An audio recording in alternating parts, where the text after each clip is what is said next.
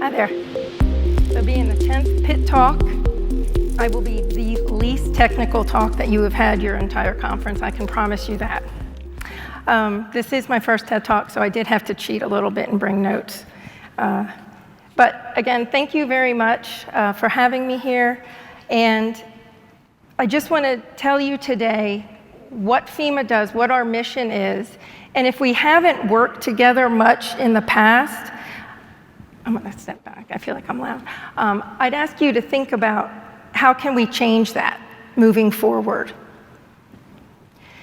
So when you hear the word FEMA, what's the first thing that comes to mind? Emergency. Does anyone think about the travel trailers or the people, right? I mean, and then the people on the roofs with the signs during Katrina. And how many of you dread the flood insurance bill that comes to your house, right? So all bad press. We do a lot more than that. And many of you may not think of us until a disaster hits you or someone that you care about. And FEMA's mission is to be there and support people before, during, and after disasters. Beforehand, it's a whole lot of coordination between the state and local communities that are in the track of whatever event's coming. It's pulling in the right other federal agencies, making sure that we are well aware of where the resources lie and how we're going to get them to where they need to be quickly. And of course, it's tracking the storm, where it's going to hit, where possible, and gathering as much data beforehand so we know that what we're up against after the fact.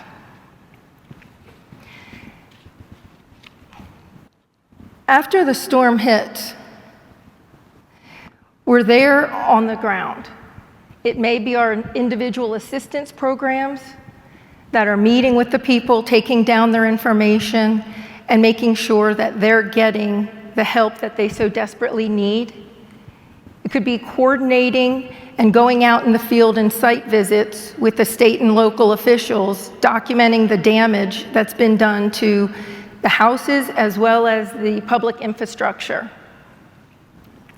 And then again, it's meeting with that field leadership who's going to be there for a long time until everything's handled. But we need to stop the insanity. And insanity is what? Doing the same thing over and over again and expecting a different result. And for too long, we've been in this damage rebuild cycle. So a storm comes along, the house, the infrastructure gets damaged, we build it back to what it was before, and then we wait. And we hope that the outcome's different, but more often than not, it's not. We can't stop Mother Nature, but we can plan for it, and we can kind of put up a fight against it. Disasters are happening more frequently and with a higher intensity.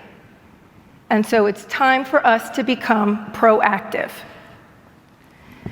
From FEMA's standpoint, what we've done is we've looked at funding different types of opportunities.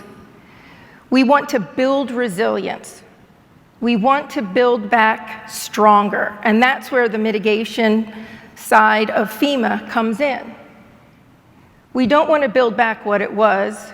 We want to build to a higher level of safety. We want to look at future conditions, not just what's out there, but what could happen with all of the development.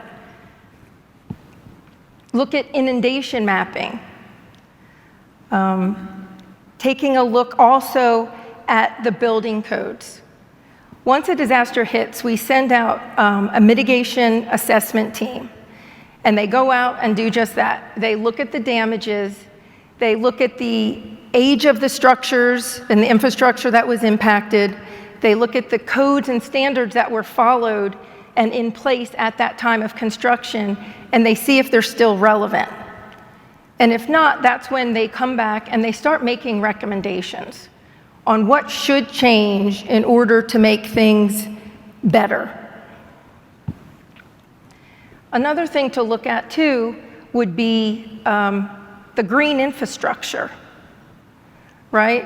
Everyone, they can be out and look out of their condo or apartment and they see this big fountain and the green space, and they, in their minds it could be a matter of, oh, it's a great spot, I can bring the dogs, the kids, the family outside and enjoy it, but they don't even take into account that really the benefit of having that green space is to account for all of that extra runoff because of the development and because of everything that's going on that's kind of bringing businesses to their community and making it a spot that they want to live in.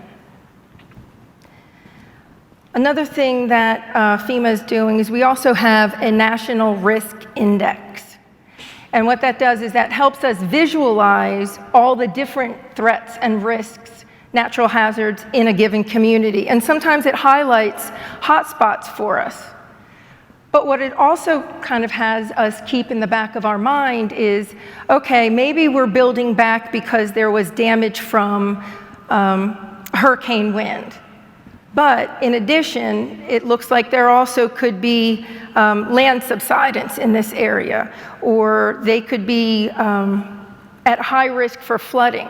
So let's address all those risks when we're going and designing, not just the one that did the damage in this event. We also have a program called High Hazard Potential Dam Grant Program that's newer.